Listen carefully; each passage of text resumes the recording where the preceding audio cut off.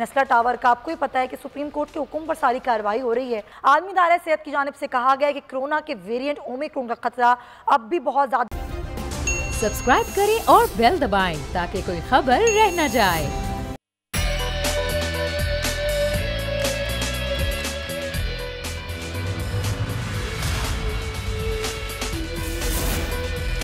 बिस्मिल्लाहिर्रहमानिर्रहीम, अस्सलाम वालेकुम। प्रोग्राम में मैं सुमैया रिजवान आपको वेलकम कहती हूँ। नाजरीन, बहुत से ऐसे मामलात हैं, फुल ऑफ हैपनिंग आज का दिन है जिस पर हम मुख्तलिफ मौज़ूआत पर आज के प्रोग्राम में गुफ्तगू करेंगे। लेकिन सबसे पहले नस्ला टावर की बात करें। वो नस्ला टावर जिसको गैर कानूनी करार दिया गया, उसके बाद वो नस्ला टावर गिरा दिया गया। हज़ारों लोग जो वहाँ पर रहते थे उनका वो आशियाना उनसे छिन गया। अब सुप्रीम कोर्ट के हुक्म पर नस्ला टावर की तामीर करने की मंजूरी किसने दी, उस पर अब एक्शन शुरू हो गया है। और SBCA के दफ्तर पर, SBCA के अफसरान के घरों पर जो तफ्तीशी टीमें हैं वो छापे मार रही हैं। कल भी SBCA के दफ्तर पर छापा मारा गया, आज भी SBCA के दफ्तर पर छापा मारा गया। अब ये कहा जा रहा है इन्वेस्टिगेशन ऑफिसर्स की जानिब से कि तमाम जो डॉक्यूमेंटेशन है, जो डॉक्यूमेंट्स थे वो तहवील में ले लिए गए हैं और उसके बाद मजीद कार्रवाई होगी। वो लोग जिनको गिरफ्तार करना है, जो कि इसमें कसूरवार हैं, उन्हें गिरफ्तार किया भी जाएगा। तफ्तीशी टीमें कल गई और आज भी गई दफातर में और रिकॉर्ड लिया गया। और इसी पर हम ज़रा बात करें कौन कौन सा रिकॉर्ड है जो तफ्तीशी टीमों के हाथ आया है, क्या कामयाबी उनको हासिल हुई है, क्या कोई गिरफ्तारी अमल में लाई गई है या नहीं लाई गई है। इसी पर बात करने के लिए मेरे साथ मौजूद हैं SP इन्वेस्टिगेशन अल्ताफ़ हुसैन साहब। बहुत शुक्रिया आपका अल्ताफ़ साहब। SBCA के दफ्तर पे कल भी छापा मारा आप लोगों ने, आज भी छापा मारा, क्या कार्रवाई अमल में लाई गई है, क्या कामयाबी मिली है आप लोगों को? नहीं, अभी गिरफ्तारी नहीं अमल में लाई गई। एक्चुअली हम गए थे वहाँ से सारे डॉक्यूमेंट्स वगैरह कलेक्ट करने के लिए कि कौन कौन इसमें इन्वॉल्व था, किसने अप्रूवल दिए, कौन से डिपार्टमेंट ने इसमें कंप्लीशन सर्टिफिकेट दिया है, या ये जो ज़मीन अलॉट की गई थी ये कौन से डिपार्टमेंट से दी गई थी। तो वो सारी चीज़ें हमने अभी कलेक्ट की हैं, सारा डॉक्यूमेंट्स वगैरह लिए हैं। तो अभी हम जिम्मेदारी फिक्स कर रहे हैं। जिम्मेदारी फिक्स करने के बाद फिर हम गिरफ्तारियां करेंगे। अच्छा, आप कह रहे हैं कोई गिरफ्तारी नहीं हुई लेकिन डॉक्यूमेंट्स आपने तहवील में लिए हैं। अब डॉक्यूमेंट्स तहवील में ले लिए गए हैं, आगे की कार्रवाई क्या होगी, तहकीकात कैसे आगे बढ़ेंगी? मुकदमा तो ऑलरेडी दर्ज हो गया है ना, मुकदमा ऑलरेडी दर्ज हो गया। मुकदमे के बाद ही हम कार्रवाई करते हैं। तो क्योंकि सेंसिटिव नेचर का केस है तो इसमें पहले हम देखेंगे कि डॉक्यूमेंटेशन और ये डॉक्यूमेंट्री इसमें एविडेंस है तमाम। तो पहले हम उसमें डॉक्यूमेंट्स इकट्ठे करके उसमें देखेंगे कि किसने कहाँ और कैसे गलती की है। उसके बाद हम रिस्पॉन्सिबल जो पर्सन होगा उसको गिरफ्तार करेंगे। सर, जो बात सामने आई वो ये सामने है कि छापों के दौरान जो अफसरान थे वो भाग गए। कल भी यही सूरत हाल हुई, आज भी यही सूरत हाल हुई? नहीं, ऐसा कुछ नहीं है, ऐसा कुछ नहीं है। हम गए थे वहाँ पर और वहाँ पर सारी जो भी हमने डॉक्यूमेंट्स लेने थे और जो इंफॉर्मेशन लेनी थी वो हमने ले ली है, कलेक्ट कर ली है और उसको अब हम वर्कआउट कर रहे हैं। तो सिंध बिल्डिंग वाले आपसे ताउन कर रहे हैं? जी बिल्कुल ताउन करेंगे। वो अगर ताउन नहीं करेंगे तो हमारे पास ज़ाब्ता फौजदारी और पाकिस्तान पेनल कोड के तहत हमारे पास अख्तियारात हैं कि हम उनसे ताउन कराएंगे। बहरहाल अभी तो कर रहे हैं, वो जो हम डॉक्यूमेंट्स मांग रहे हैं वो दे रहे हैं। लेकिन अल्ताफ साहब, अब जाहिर जिस तरीके से डॉक्यूमेंट्स आपके कब्जे में आए हैं, अब वो डॉक्यूमेंट्स ले लिए गए हैं। अब उन डॉक्यूमेंट्स में अगर जिन लोगों का नाम सामने आता है कि वो लोग मुलव्विस थे या वो कसूरवार थे जिसकी वजह से नस्ला टावर की तामीर हुई, तो फिर क्या कार्रवाई की जाएगी? देखें ना, ये तो अभी हम इसको तयन कर रहे हैं। हमने डॉक्यूमेंट्स ले लिए हैं और अभी ये प्री मैच्योर है बताना पहले कि जी कौन कौन इसमें इन्वॉल्व थे। तो इस तरीके से फिर वो होशियार हो जाएंगे और वो फिर अंडरग्राउंड हो जाएंगे। तो अभी ये क्योंकि इन्वेस्टिगेशन लेवल पे है तो अभी बताना मुनासिब नहीं है उनके नाम। अच्छा, लेकिन नाम चले आप ना बताएं, सिर्फ ये बता दें किस हद तक कामयाबी हासिल हुई है आपको? जी, हमने तयन कर लिया है, तमाम चीजें हमें मिल गई हैं और जिम्मेदारों का भी हमने तयन कर लिया। इंशाल्लाह एक आध दिन में आप देख लेंगे और सुन लेंगे कि जी जो जो जिम्मेदार थे उनको हम गिरफ्तार भी कर लेंगे। ठीक है, बहुत शुक्रिया SP इन्वेस्टिगेशन अल्ताफ़ हुसैन साहब हमारे से। नज़ीर लगाई साहब हमें कराची स्टूडियो से ज्वाइन कर रहे हैं, सीनियर सहाफ़ी हैं, तज़ियाकार हैं, एडिटर इन चीफ हैं बोल न्यूज़ के, उनसे भी हम बात करेंगे। लेकिन नाज़रीन, जो अंदरूनी कहानी सामने आई है वो कुछ और ही है। क्या मामला हुआ अंदर, जो ये भी कहा जा रहा है कि सिंध सरकार और दीगर जो मामलात हैं वो कुछ हरकत में आ गए हैं और नस्ला टावर केस में जो अफसरान हैं उनको बचाने की कोशिशें की जा रही हैं। अमजद क़ाइम खानी से बात करते हैं। अमजद, क्या मामला है ये? जो बात SP साहब ने की वो अंदरूनी कहानी से मुख्तलिफ क्यों लग रही है? देखिए, ये जो एसएसपी साहब हैं जो अब से कुछ देर पहले अब आपसे गुफ्तगू कर रहे थे, इनका जो मौक़िफ़ मीडिया के को था और जो अंदर इनका मौक़िफ़ था उसमें तज़ाद है। मीडिया से ये छापे के बाद इन्होंने गुफ्तगू की तो उसमें ये कहा कि अभी हमें जो फ़हरिस्तें हैं वो मिली नहीं हैं, जबकि जो वीडियो हासिल हुई है, बोल न्यूज़ ने वीडियो हासिल की, अंदरूनी वीडियो उसके अंदर वो एसबीसीए के अफसर को कह रहे हैं कि ये लिस्ट हमारे पास मौजूद हैं, आप ये बताइए कि ये जो अफसरान और एहलकार हैं ये एसबीसीए में मौजूद हैं, कहाँ हैं ये। तो एसबीसीए का जो अफसर था उसका कहना ये था कि जी हम आप लिस्ट दें तो हम पता कर लेते हैं कि ये जो लोग हैं ये कहाँ हैं। तो ये बाकायदा इसमें तज़ाद है, एफआईआर में बाकायदा दर्ज है। एफआईआर अगर आप चाहें तो अपनी स्क्रीन पर दिखा सकते हैं, तमाम नाज़रीन देख लें। उसमें दर्ज है कि उस वक्त के जो डायरेक्टर जनरल एसबीसीए थे, उस वक्त का जो डायरेक्टर था ईस्ट का या जो जमशेद टाउन था उसका डायरेक्टर, डिप्टी डायरेक्टर, उनको नामजद किया गया है। वो डायरेक्टर और डिप्टी डायरेक्टर यहीं इसी शहर में मौजूद हैं। उनमें से एक डिप्टी डायरेक्टर जो है वो रिटायर हो चुका है, जबकि जो डायरेक्टर है उसकी तलाश की जा रही है। बताया जा रहा है कि वो शहर छोड़कर कहीं फ़रार हो गया है। अच्छा। उस वक्त के जो डायरेक्टर जनरल थे वो कनाडा में मुकीम है। मंजूर कादिर काका उनका नाम है, सारी दुनिया को मालूम है ये बात। तो ये पुलिस के इतने अहम अफसर को ये बात क्यों नहीं मालूम थी कि उस वक्त के जो डायरेक्टर जनरल एसबीसीए थे वो कौन थे। तो ये सारी चीज़ें दर्ज हैं। पुलिस इसमें शायद यूँ तो लगता है कि मंजूर कादिर काका जिनका नाम बार बार सामने आ रहा है अमजद, उनका इन्फ्लुएंस भी नज़र आ रहा है यहाँ पर रुकवाने के लिए गिरफ्तारियाँ।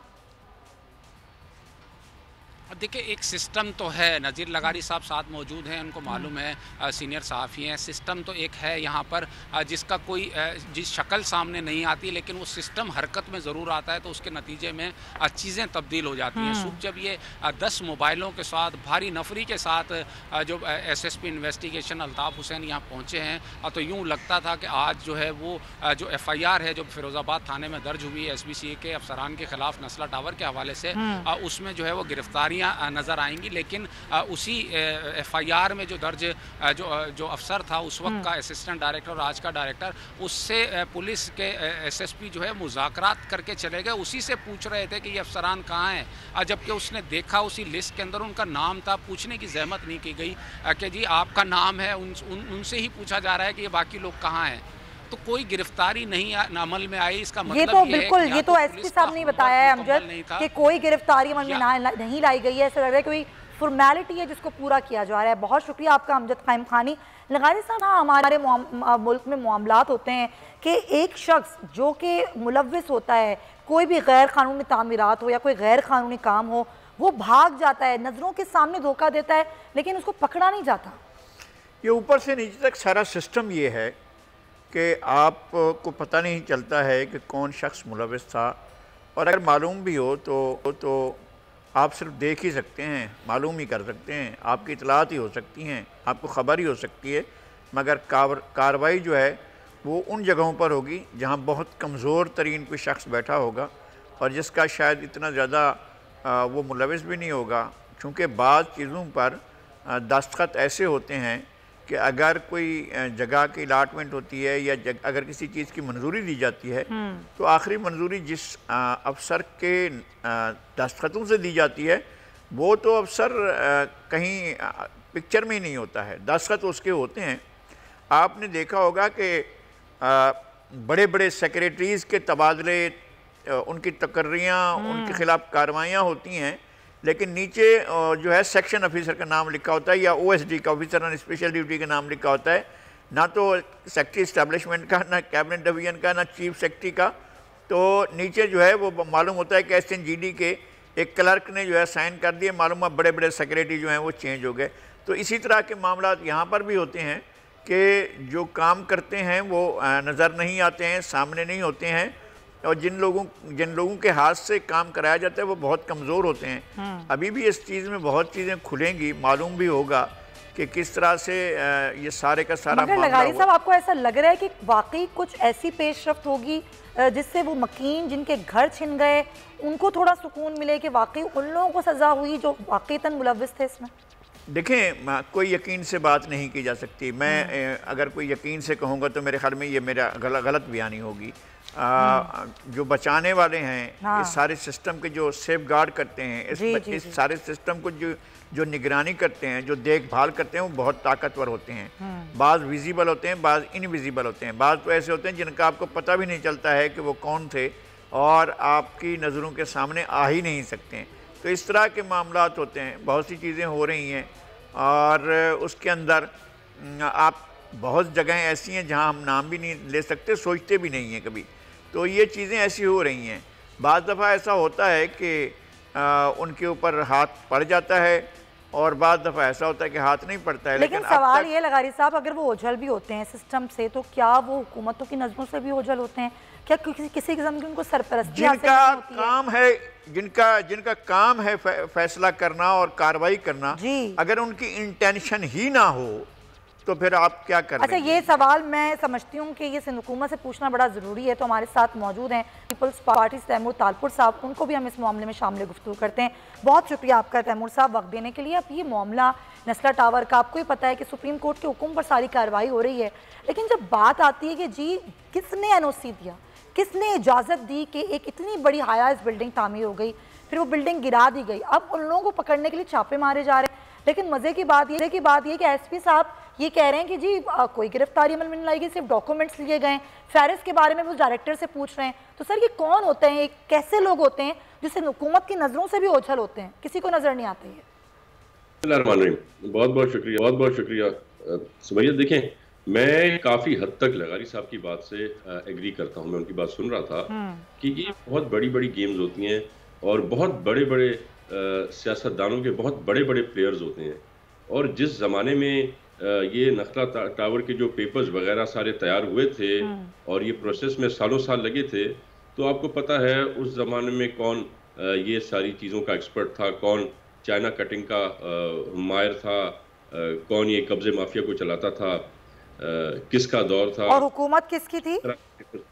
पर दुख इस बात का होता है कि बजाय इसके कि आप उनको पकड़ते, चाहे वो सियासतदान हो, चाहे वो अफिसर हो, या चाहे वो उन अफिसरों के सर पर जो लोग छुप कर काम करवाते वो हो, उन सबको सजा नहीं मिली। पर वो बेचारे जिनका कोई कसूर नहीं, वहाँ के रिहायशी, सिंध बिल्डिंग कंट्रोल अथॉरिटी किसके अंडर आती है? हाँ जी, अभी सिंध हुकूमत के अंदर आती है। जो भी हुकूमत होती है, उस वक्त की जो हुकूमत थी तब उसके अंडर थी। आज जो है ये हुकूमत पाकिस्तान की 13.5 साल से तो आपकी हुकूमत है, उससे पहले आप किसकी बात कर रहे हैं? उससे पहले मैं उस दौर की बात कर रहा हूँ जब ये पेपर साइन हुए थे। उस ज़माने में बदकिस्मती से हमारी हुकूमत नहीं थी और अगर आप थोड़ा रिवर्स में जाएं, वो खुशकिस्मती से कहना चाहिए। हाँ, वैसे यहाँ पे खुशकिस्मती कहना चाहिए। अगर जान बचानी है तो कहें कि खुशकिस्मती से हमारी हुकूमत नहीं थी। बिल्कुल सही। नहीं लगारी साहब, वैसे तो सियासतदान कहता है कि ता हयात ता उमर मेरी हुकूमत हो, पर आप वाली बात ये थोड़ा हम कहते हैं अच्छी बात है कि हमारी हुकूमत उस वक्त नहीं थी। लेकिन यहाँ पे ये बड़ी इंपॉर्टेंट बात है कि चलें उस वक्त जब सिग्नेचर्स हो रहे थे उस वक्त आपकी हुकूमत नहीं थी, उसके बाद आपकी हुकूमत आई, आपके under Sindh building control authority थी, इसके डॉक्यूमेंट्स आपके अंदर थे। खुद हुकूमत ने कभी कोई कार्रवाई क्यों नहीं की किसी गैर कानूनी बिल्डिंग के खिलाफ या अफसरान के खिलाफ? हमारी हुकूमत आने तक इसकी तामीरात बड़े अरूज पे पहुंच गई थी। और मैं आज भी आपको कहता हूँ, ये मेरी पार्टी का मंशूर नहीं है किसी को बेघर करना, किसी को बेघर ना करते, कम से कम अफसरान को सजाएं दिलवाते, उनको पकड़ते। जो आज काम सुप्रीम कोर्ट कर रही है वो सिंध हुकूमत करती तो कितना अच्छा होता, आप खुद सोचें। मुझे बड़ी खुशी होती कि आज अगर सिंध हुकूमत के साथ मिलकर और उनको हिदायत होती, बजाय इसके कि हम नस्ला टावर को गिराते, हम पर पहली ऑप्शन ये होती कि पहले आप उन लोगों को पकड़ें जिन्होंने ये सारी कार्रवाइयाँ की, उसके बाद सेकेंड फेज में आप जो है ले आते अपना कोई भी और मिशन, इनको दूसरे घर देना, ऑल्टरनेट घर देना, उसके बाद इनको बेघर करना। तो मेरे ख्याल से बहुत बेहतर ऑप्शन थी। ठीक है, लेकिन फिर भी अभी भी मुझे लगता है कि आप यहाँ पर ताउन किया जा सकता है कि वो लोग जो वाक़तन मुलव्विस हैं, ताकि उन लोगों को सुकून मिले जिनके आशियाने उनसे छिन गए। मुझे लगता है कसूरवार वो नहीं, कसूरवार वो है जिसने ये परमिशन दी कि गैर कानूनी तामीरात यहाँ पे की जाएँ। रहिएगा तैमूर तालपुर साहब की बात जो मैंने करनी है और जो जिस खबर में मैंने बात करनी है वो बड़ी इंपॉर्टेंट है, और मामला है बल्दियाती इलेक्शन का नाजरीन। और सिंध और पंजाब में बल्दियाती इलेक्शन होने, हल्का बंदियों का मामला है, और हल्का बंदियों का सिंध और पंजाब की ओर से शेड्यूल जारी किया गया है, जिसमें ये कहा गया है कि जो डाटा है वो 31 दिसंबर से 14 जनवरी तक मुकम्मल किया जाएगा, और वार्ड्स की इब्तदाई फहरिस्त जो है वो 15 फरवरी तक तैयार की जाएगी। और ज़ाहिर इब्तदाई फहरिस्तें जो हैं वो जो तैयार करनी है कि ये मामला इतना आसान है, क्योंकि डाटा लेना है नादरा से और उसके बाद सारी हल्का बंदियाँ होनी है। लेकिन उससे पहले जो मामला है वो है मरदमशुमारी का, जो यहाँ पर एक अटका हुआ मामला है जिस पर तमाम जमातें बात करती हैं लेकिन काम कोई नहीं होता। तो तैमूर तालपुर साहब, मैं चाहूँगी पहले मैं आपसे ही इस पर बात करूँ, क्योंकि सबसे पहले तो एतराज़ जो आप पर हो रहा है वो बिल के हवाले से हो रहा है। बाद में बल्दियाती इलेक्शन और हल्का बंदियाँ, यहीं पर ही इतनी बड़ी रिफ्ट है कि तमाम अपोजिशन जमातें मुसलसल एहतजाज कर रही हैं। क्या MQM, क्या PTI, PSP, JUI, पूरे शहर में एहतजाज मुसलसल हो रहा है। सिंध हुकूमत कोशिश क्यों नहीं कर रही है कि अपोजिशन को साथ मिला के बैठ के कोई बात की जाए, कोई हल निकाला जाए इस बात का? देखिए जी, हमने कोई भी गैर कानूनी काम नहीं किया। हमने लॉ लाए हैं। हम वफाकी हुकूमत और पंजाब की तरह ऑर्डिनेंसेस लाने में बिल्कुल नहीं करते।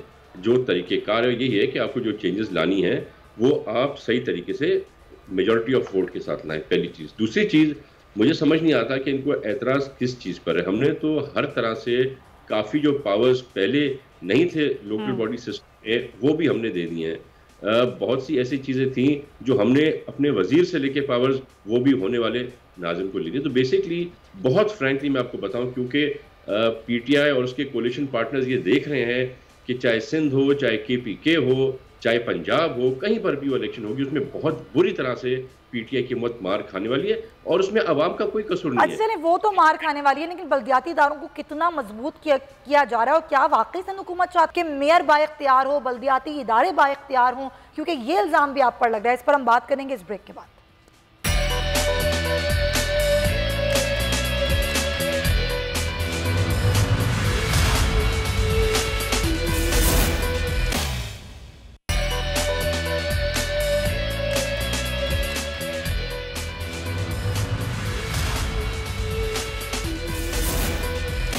Welcome back to the show नाज़रीन। हम बात करें सिंध और पंजाब के बल्दियाती इलेक्शन के हवाले से, ख़ास तौर पे बिल के हवाले से सिंध हुकूमत लेकर आई है बल्दियाती इंतखाबात के हवाले से, जिसको तमाम जमातें एतराज़ कर रही हैं। लगारी साहब, वैसे तो ज़ाहिर सिंध हुकूमत का अपना मौक़िफ़ है इस पर कि हम मज़ीद बाइख्तियार करें, लेकिन अपोजिशन जमातें कहती हैं कि सिंध हुकूमत घबरा के इस तरह के इक़दाम कर रही है, और वो बल्दियाती इदारों को जो है वो बिल्कुल बेख्तियार करना चाहती है, मेयर को बेख्तियार करना चाहती है। इस तरह के इक़दाम इसीलिए किए जा रहे हैं। आप क्या कहेंगे? देखिए, दोनों तरफ से, अपोजिशन के और हुकूमत की तरफ से अपने अपने नुकात हैं। ये दुरुस्त है कि अभी जो इन्होंने लोकल गवर्नमेंट ऑर्डिनेंस को एक्ट की शक्ल दी है, वो माजी के जितने भी सिंध के अंदर रहे हैं, सवाए जो जनरल मुशर्रफ के दौर में लोकल बॉडी सिस्टम को फेडरल के हवाले कर दिया गया था, और एक ऊपर एक नेशनल रिकन्स्ट्रक्शन ब्यूरो का एक सरबराह बनाया गया था दानियाल अजीज़ साहब को। वो कंट्रोल करते थे लोकल बॉडीज़ को, और वो सूबाई हुकूमतों को जवाब दे नहीं थे। एक वो सिस्टम था जो बिल्कुल अलग था और यूनिक था, और वो पाकिस्तान के आइन मुताबिक नहीं था। ये जो सिस्टम लाए हैं, इसमें इदारों को स्ट्रेंथन किया गया। इसमें जो है वो मेयर को अख्तियारात दिए गए और मेयर्स की तादाद बढ़ाई गई है। और मेरा ख्याल नहीं है कि कोई ऐसी बात है जो पंजाब में ज़्यादा है या खैबर पख्तूनख्वा में ज़्यादा है, बल्कि पंजाब में तो ऑर्डिनेंस के ज़रिए वो कानून का वो बिल नहीं लाए असम्बली के अंदर, और दोनों जगहों पर उन्होंने ऑर्डिनेंस के ज़रिए काम चलाया है। तो होना तो ये चाहिए था कि वो कानून साजी करते। इन्होंने कानून साजी की, होमवर्क किया। अपोजिशन पॉइंट्स रेज करे कि ये पॉइंट, अगर वो ये चाह रहे हैं कि जनरल मुशर्रफ का निज़ाम वापस लाए, तब भी उन्हें चले मैं ये बात पूछ लेती हूँ ना, क्योंकि बड़ी अपोजिशन जमातें MQM, रऊफ सिद्दीकी साहब हमारे साथ ऑन कॉल हैं। रऊफ सिद्दीकी साहब, असल एतराज़ क्या है या एतराज़ात क्या हैं इस बिल पर MQM पाकिस्तान को? असल में ना अमेंडमेंट लाने को वालों को पता है कि उन्होंने कितनी जाती कर गए, और असल में देखिए जैसा भी मैं सुन भी रहा था कि ऑर्डिनेंस के जरिए मुख्तलिफ सूबों में ये तमाम काम चलाए गए, तो यही कितनी बड़ा क्वेश्चन मार्क है इसमें कि पार्लियामेंट मौजूद है, 5 साल पूरे चलती है और सूबाई भी, और इनके इतने दिन होते हैं, और उसके बावजूद भी क्या इतनी भी सलाहियत नहीं है कि बजाय बाकायदा एक डिबेट करके एक मशावरत का अमल, वरना तो फिर ये असेंबलीज का कोई फ़ायदा तो है नहीं कि आप अक्सरियत की बुनियाद पर अपने पॉलिटिकल इंटरेस्ट को सामने रख के करें। अवामी इंटरेस्ट को अगर सामने रखना है तो फिर ओपन डिबेट हो, चाहे इतना बड़ा कुशादा दिल होना चाहिए हुकूमत का। ज़ाहिर है वो हुक्मरान है, उनको क्या जरूरत है कि बिला वजह अपने आप को तनकीद के दायरे में लेके आ जाए। और अब बेशुमार बिल ऐसे पास भी हुए हैं जिसमें अपोजिशन ने आगे हुकूमत से आगे ज्यादा बढ़ के हुकूमत के बिलों को सपोर्ट किया है। लेकिन मैं तो एक बात अभी समझते कासिर हूँ कि क्या हुकूमतें इस तरह चलती हैं गुज़िश्ता 3-3.5 अगर आप मुझे पॉइंट्स बता देंगे तो हमें भी आसानी होगी आपसे बात करने में कि किन किन पॉइंट्स पर ज्यादा एतराज़ात हैं आपको। देखिए, ओवरऑल सारा बिल ही जिसके अंदर उलझने इतनी ज्यादा है, जिसके अंदर ये एक फेयर मौजूद है कि मेयर जो है एक डमी बन के रह जाएगा। मिसाल के तौर पे लॉ एंड ऑर्डर का सबसे बड़ा मसला जो होता है उसके लिए मेयर की कोई हैसियत ही नहीं है, यानी मेयर के पास ये इख्तियार भी नहीं है कि वो SHO को या SPs को या उनकी परफॉर्मेंस को लॉ एंड ऑर्डर जिससे बराह रास्त ताल्लुक मेयर का बनता है। दुनिया भर में सिटी गवर्नमेंट और कॉस्मोपॉलिटन शहर में जो रिक्वायरमेंट होती है वो अब आप कहना शुरू करें तो मैं आपका तो टाइम ही खत्म हो जाएगा। मैं तो सिर्फ इतनी बात कह रहा हूँ कि हुकूमत के पास कुशादा दिली होनी चाहिए। हुकूमत को नहीं चाहिए कि बिला वजह तनकीद के दायरे में आए। मिसाल के तौर पे क्यों कर रही है ये सिंध हुकूमत, ये काम क्यों कर रही है, क्या वजह है? जरा 2 जुमले में मुकम्मल कर दूं ना, 3 जुमले मुकम्मल कर दूं कि देखिए, अगर अपोजिशन बिखरी हुई है और कमजोर है तो उसको जवाब देने की कोई जरूरत ही नहीं है, उसकी अहमियत ही नहीं है। और अगर अपोजिशन मजबूत तरीन अपोजिशन है तब भी जवाब देने की क्या जरूरत है कि आप उनको और मुत्तहद करके। यहाँ तो ये हो ही रहा है कि इतना ज्यादा गुस्सा, इतनी तमाम चीजें, इतना धुंध छा गई है। मतलब ये तो सियासती 3.5 बरस जो गुजर गए हैं इसमें सियासती नजर नहीं आ रही है, मां सिवाय इस बात के कि अपने हलकों को, अपने वोट बैंक को मुख्तलिफ देकर बहलाने की कोशिश की जा रही है। एक पॉलिटिकल गेम है कि चलो ज्यादा से ज्यादा इसके अंदर इख्तियार छीन लो और जब शोर बचे तो आधे से कम इख्तियार फिर दे दो। मैं तो सिर्फ आपको देखिए ना, बीबी एक लोकल बॉडी की बात नहीं, मैं तो सबसे बड़ा जुल्म जो हुआ है और जो बाय डिजाइन हुआ है और वो है सेंसस के अंदर मर्दमशुमारी के अंदर 50% खुदा को माने।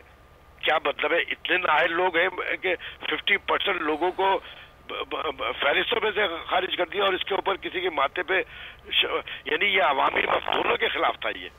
लेकिन आज 4 साल के बाद मुतलबात की सूरत में पेश किया जा रहा है और फिर ये कहा जा रहा है कि अच्छा से 2022 में एहसान अजीम किया जाएगा कि हम सही तरीके से गिन लेंगे। तो ये हो सकेगा, ये हो सकेगा, इतना टाइम होगा कि सेंसस को दुरुस्त तरीके से तरतीब दिया जाए? बेबी एक बात सुनिए, हमने भी 12, 13, 14 बरस हमने भी हुक्मरानी की है। जो काम करने वाले होते हैं उसके लिए इतनी मुसीबतें थोड़ी होती है, लेकिन बात यह है कि जो काम नहीं करना होता है उसके लिए यही तरीका है। और फिर जो काम मजीद नहीं करना है उसके लिए आप अदालतों के में जाके पिटीशन दायर कर दें। मतलब है सही है नहीं ना, मतलब है किस चीज को आप कह रहे हैं इंटेंशन नहीं है, इंटेंशन नहीं है।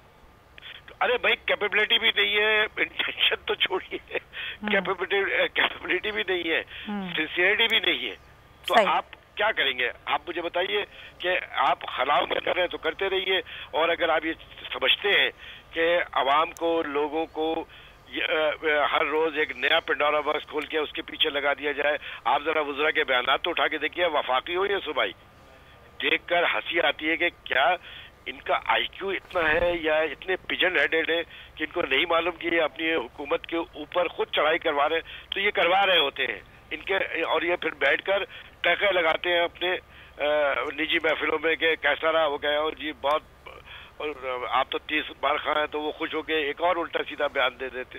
बात यह है, ये रियासत है, इसको उसी तरह चलना चाहिए जिस तरह इसको चलाया जाना चाहिए था। लेकिन आप मुझे बताइए कि आवाम कहाँ है? ये ऑर्डिनेंस, ये कानून, ये असम्बलियाँ आवाम को रोटी देने के लिए तैयार नहीं है। महंगाई, अभी एक मिनिस्टर साहब का बयान आया है कि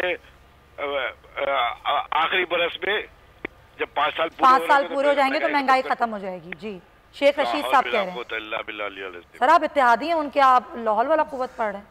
अरे बाबा, इत्तेहादी का मतलब है गुलामी है क्या?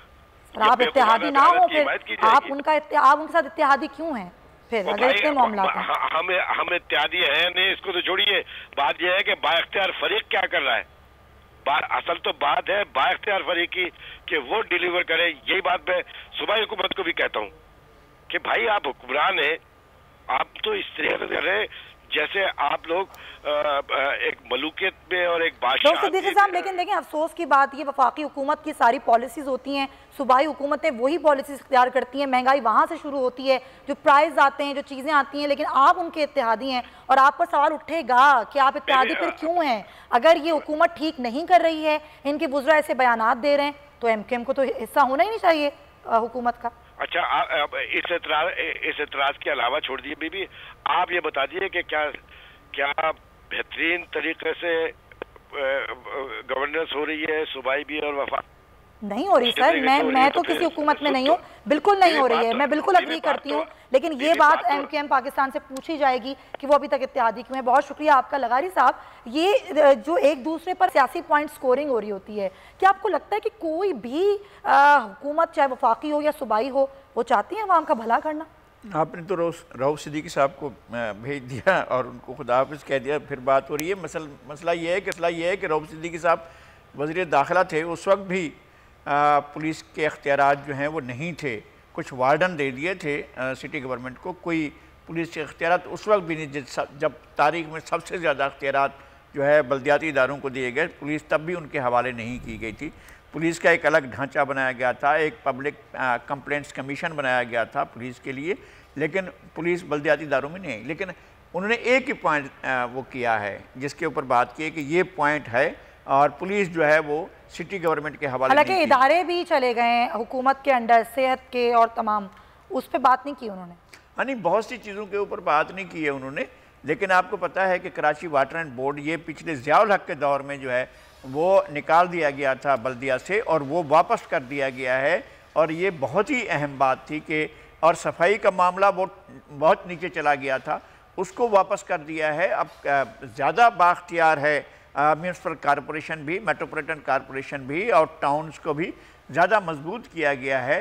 अगर वो डिस्ट्रिक्ट की सतह पर हैं या टाउन की सतह पर हैं तो उनके पास अख्तियारात ज़्यादा हैं। असल बात यह है कि उस एक्ट को जो बन गया है और जिसे दोबारा पास किया गया है उसको दोबारा पढ़ लिया जाए और पॉइंट निकाले जाए। हम उनका साथ देंगे, 100% साथ देंगे मीडिया पर। और मैंने 5-6 दफ़ा ये सवाल किया कि पॉइंट्स अगर मुझे बता दिए जाएं तो शायद बात करना आसान होगा, लेकिन मुझे ऐसा लगता है कि बस बिल को प्रॉपर पढ़े बगैर तमाम जो जमातें हैं वो सिर्फ एहतजाज करना ही ज़रूरी समझती हैं। लेकिन बेहतर ये होगा, लगाई साहब बहुत शुक्रिया आपका, बेहतर ये होगा ना कि बैठ के मसले का हल निकाला जाए।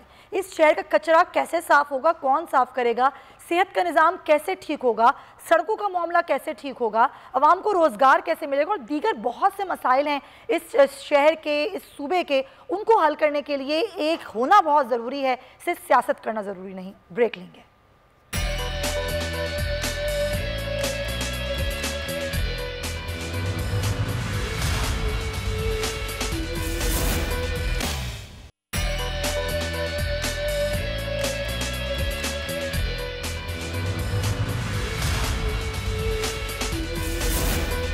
वेलकम बैक नाज़रीन। प्रोग्राम के हिस्से में ओमिक्रॉन की बात करेंगे और एक हफ्ते में ओमिक्रॉन केसेस में 11% इजाफे ने पूरी दुनिया को बेचैनी मुब्तला कर दिया है। आलमी इदारे सेहत की जानिब से कहा गया है कि कोरोना के वेरिएंट ओमिक्रॉन का खतरा अब भी बहुत ज़्यादा है और ये बहुत ज़्यादा अस्पतालों पर दबाव डालने वाला है। इसी पर हम बात करेंगे। हमारे डॉक्टर्स ज्वाइन कर रहे हैं, हमारे साथ हैं डॉक्टर सलमान शाहिद साहब, बहुत शुक्रिया आपका, और डॉक्टर ताहिर अशरफ निज़ामी साहब हमारे साथ हैं।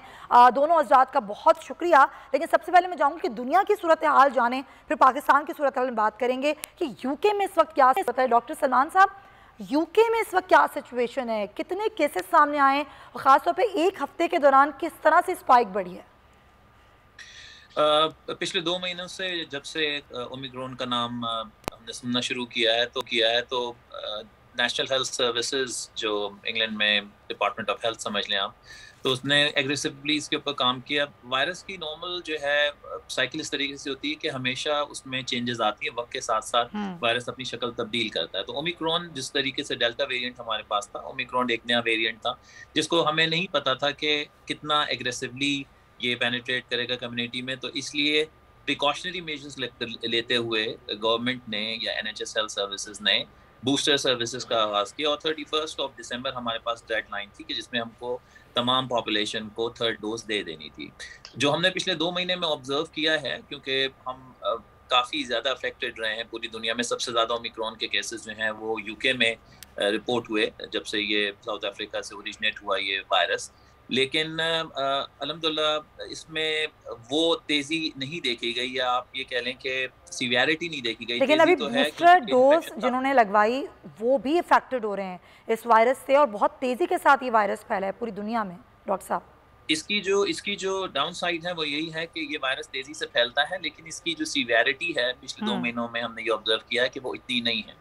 तो जो डेटा और जो रिपोर्ट्स इंपीरियल कॉलेज और ऑक्सफोर्ड यूनिवर्सिटी के प्रोफेसर्स ने भी रिसेंटली लास्ट वीक पब्लिश किया है, उसके लिहाज से इसमें हॉस्पिटलाइजेशन कम है और जो हॉस्पिटल में पेशेंट एडमिट हो भी रहे हैं उनको ऑक्सीजन की या उनको वेंटिलेटर की रिक्वायरमेंट नहीं पड़ रही। ठीक है, पॉइंट टेकन। अच्छा डॉक्टर अशरफ निज़ामी साहब, पाकिस्तान मेडिकल एसोसिएशन किस तरह इस तमाम तरह सूरत हाल को देख रही है? ख़ासतौर पर अगर हम बात करें इस नए वेरिएंट की, तो हम ये कह सकते हैं कि एक नई लहर आ गई है कोरोना की और दबाव बढ़ सकता है अस्पतालों पर?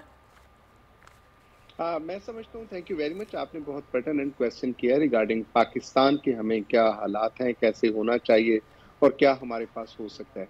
देखिए, अभी यूके के लिए डॉक्टर सलमान जैसे फरमा रहे थे कि वहाँ पे एक तो वैक्सीनेशन जो है वो बहुत प्रॉपर हुई है और मेजॉरिटी ऑफ द पीपल, मेरा ख्याल है कि 70-80% को, बल्कि इससे भी बड़ा नंबर होगा जो कि उन्होंने वैक्सीन पूरी लगा दी, 2 डोजेज, क्योंकि से कंप्लीट वैक्सीनेशन मीन बाई के 2 डोज और प्लस उन्होंने बूस्टर का भी शुरू कर दिया। हमारे यहाँ देखें बदकिस्मती से मैडम ऐसा है कि पाकिस्तान के अंदर हम गालिबन अगर 2 डोजेस को लें तो पाकिस्तान में 22 करोड़ की आबादी में ये कोई मतलब 20-25% या 30% मैक्सिमम जो है कि अगर हुकूमत को माने या बाकी चीजों को माने तो इतनी सी हमारे पास डबल डोज लग चुकी है। अब ये बहुत कम है, मैं समझता हूँ ये कम है। और एक तो कोविड-19 की खातिर जो हमारे नए वेरिएंट आते हैं और अभी जैसे ओमिक्रॉन की खातिर, और डॉक्टर सलमान साहब ने बिल्कुल दुरुस्त फरमाया कि इसकी सिवियरिटी वैसी नहीं है जैसी कि हमें डेल्टा के लिए देखने को आया था कि डेल्टा खतरनाक होगा, या जैसे कि अल्फा ने के पहले शुरू दिनों के अंदर जो हमारे पास आई थी ये कोरोना की वबा, उसमें जो कॉम्प्लिकेशंस और यूरोप के अंदर ही पर्टिकुलरली हमने देखा, ब्रिटेन के अंदर देखा, अमेरिका में, स्पेन में, इटली में, वैसा अल्लाह का शुक्र है कि पाकिस्तान में तो ऐसे नहीं हुए थे। तो उन वजूहात में जो कि अभी जो कह रहे हैं डॉक्टर साहब के यूके के अंदर बेहतर है, मैं समझता हूँ कि दैट इज द वैक्सीनेशन, कि जिसने वैक्सीनेशन ने बहुत प्रिजर्व कर दिया है। और फिर इनकी पॉपुलेशन जो इफेक्ट हो रही है, इसमें रेशो ओमिक्रॉन के अंदर यही है कि सबसे ज्यादा ये तेजी से फैलता है। हमारी इत्तेफाक से कि साउथ अफ्रीका के साथ मीटिंग्स भी होती हैं एज मेडिकल एसोसिएशन, और साउथ अफ्रीकन मेडिकल एसोसिएशन की चेयरपर्सन ने जब ये कहा था कि इट इज ओमिक्रॉन और खतरनाक है, तेजी से फैलता है, लेकिन साथ ही उन्होंने ये भी शेयर किया था she is a family physician over there, तो यकीनी तौर पे उनका डायरेक्टली कांटेक्ट रहता पेशेंट के साथ। लेकिन ये पेशेंट जो उनके पास आ रहे थे साउथ अफ्रीका के अंदर, उनकी सिवियरिटी वैसी नहीं थी जैसे कि पहले केसेस के अंदर आ रहा था। तो मैं दुआ गो खुदा करे कि ऐसा ही हो, लेकिन पाकिस्तान के लिए हमें ज्यादा मतलब जो एहतियात की जरूरत है कि हमारे यहाँ एक तो वैक्सीनेशन का अमल उस तरह से नहीं है जैसे दुनिया ने इसको अडॉप्ट कर दिया या वहाँ की हुकूमतों ने कर दिया। We are in a delay, और जैसे मैंने पहले अर्ज किया कि अगर 30-32% भी हमारे साथ वैक्सीनेटेड हैं तो मीन बाई के हमारे पास बड़ी पॉपुलेशन, वैक्सीनेशन बढ़ने की बड़ी जरूरत है, ये असल पॉइंट है। लेकिन मैं एक चीज पूछना चाहती हूँ डॉक्टर सलमान साहब से। डॉक्टर साहब, अभी हमने देखा क्रिसमस ईव के बाद बहुत ज़्यादा केसेस बढ़े, अभी न्यू ईयर की तकरीबात को पूरी दुनिया में जो है वो कहीं मुलतवी किया जा रहा है, कहीं कम लोगों के साथ जो है वो न्यू ईयर, कहीं बिल्कुल ही लोगों को मना कर दिया गया कि न्यू ईयर की तकरीबात नहीं होंगी। क्या आप समझते हैं कि कहीं ना कहीं किसी हद तक लॉकडाउन की जानिब हमें जाना पड़ेगा? देखिए, निज़ामी साहब ने बहुत अच्छी बात की है कि देखें, एहतियात जो है इसका वाहिद हल है। जब से ये प्रोसेस शुरू हुआ है, तकरीबन 2 साल होने को आ गया, मुख्तलिफ प्रोग्राम्स में मैंने भी यही बोला कि वायरस जो है वो देखें बैक्टीरिया की तरह नहीं है, आपने एंटीबायोटिक दी, ट्रीटमेंट हो गया, उसको आप प्रिकॉशनरी मेजर से ही बचा सकते हैं। एक्टिव पार्टिकल होता है आउटसाइड द बॉडी। अब वैक्सीनेशन इसका वाहिद हल था। हमने वैक्सीनेशन कराई, 3rd डोज हो गई, बूस्टर हो गई, और इसका अपटेक जो है वो होना चाहिए। अभी जो है साइंटिस्ट जितने भी रिसर्च आप पेपर्स अभी पिछले 2 वीक में देखें, उसमें 2 ग्रुप्स हो गए, क्योंकि देखें लाइफ हैज टू कंटिन्यू ना। अब ये तो नहीं हो सकता कि जी virus is going to evolve with the time, it will change, नया वेरिएंट आएगा, ओमिक्रॉन के बाद कोई और वेरिएंट हो सकता है। तो आपको अपने तौर पे एहतियात की बहुत जरूरत है। हमारे चाहे पाकिस्तान में लोग हों, चाहे यूके में लोग हों, सबको चाहिए कि जी वैक्सीनेशन कंप्लीट करवाएं, डिस्टेंस रखें, एहतियात रखें, और जिस हद तक मुमकिन हो सके मास्क का इस्तेमाल करें। तमाम दुनिया में ही कहा जा रहा है वैक्सीनेशन कंप्लीट कराएं और समाजी फासला इख्तियार करें। वही एहतियात आपने करनी है जो आपने पहले की थी। बहुत शुक्रिया आपका डॉक्टर सलमान साहब और सदर PMA डॉक्टर अशरफ निज़ामी साहब, आप दोनों हज़रात का बहुत बहुत शुक्रिया। तो ओमिक्रॉन में एहतियात लाजमी करनी है। लेकिन अपने प्रोग्राम के हिस्से में नाज़रीन एक अहम और एक अनोखे एहतजाज की सूरत हाल आपको बताऊँगी, जो कि लकी मरवत में हुआ। बिजली और गैस की बंदिश पे बापर्दा ख़वातीन सड़कों पर निकल आईं और उन्होंने हाथों पर प्ले कार्ड उठा रखे थे और उन्होंने बिल्कुल इमरान खान हमारे वज़ीर आज़म हैं, लेकिन जब वो वज़ीर आज़म नहीं थे तो उन्होंने धरने में बिजली के बिल जलाए थे। बिल्कुल उसी तरीके से इन ख़वातीन ने भी बिजली के बिल जला के अपना एहतजाज रिकॉर्ड करवाया। क्या सूरत हाल रही, इरफान उल्लाह से बात करते हैं, हमारे नुमाइंदे हमारे साथ हैं। इरफान, ये ख़वातीन अकेली थीं, कोई मर्द एहतजाज में इनके साथ नहीं था, क्या मामला हुआ और क्या कहना था इनका? जी बिल्कुल, वो अकेली निकली थी और बहुत बड़ी तादाद में निकली थी। लकी मरवत की तारीख में ये पहली दफ़ा हुआ है कि बुरकापोश ख़वातीन ने एहतजाज किया हो। लकी मरवत में गैस और बिजली की लोड शेडिंग के खिलाफ इस एहतजाज में पंजाब को खैबर पख्तूनख्वा से मिलाने वाली मेन शाहराह को तकरीबन उन्होंने 6 घंटे तक बंद रखा और उस पर धरना दिए रखा। ख़वातीन ने प्ले कार्ड भी उठाए रखे थे जिसपे गैस और पेस्को इंतजाम के खिलाफ नारे दर्ज थे। पहले तो इनके साथ कोई भी शामिल में मर्द हजरात भी काफी तादाद में इनके साथ शामिल हो गए एहतजाज में। बहुत शुक्रिया आपका इरफान उल्लाह हमारे साथ मौजूद। ये जो सूरत हाल है नाजरीन, ये हुकूमत की अलार्मिंग है, ये KPK है, ये लकी मरवत है, जहाँ ख़वातीन इतनी बेबस और मजबूर हो गई कि वो घरों से बाहर आई मर्दों के बगैर और उन्होंने आके बिल जला दिए, एहतजाज किया। ना घर में गैस है ना बिजली है। ये हुकूमत के लिए सोचने की बात है। तो नाज़रीन, प्रोग्राम का वक्त ख़त्म होता है। आपसे कल मुलाकात होगी। अपना बहुत ख्याल रखिएगा। अल्लाह हाफ़िज़।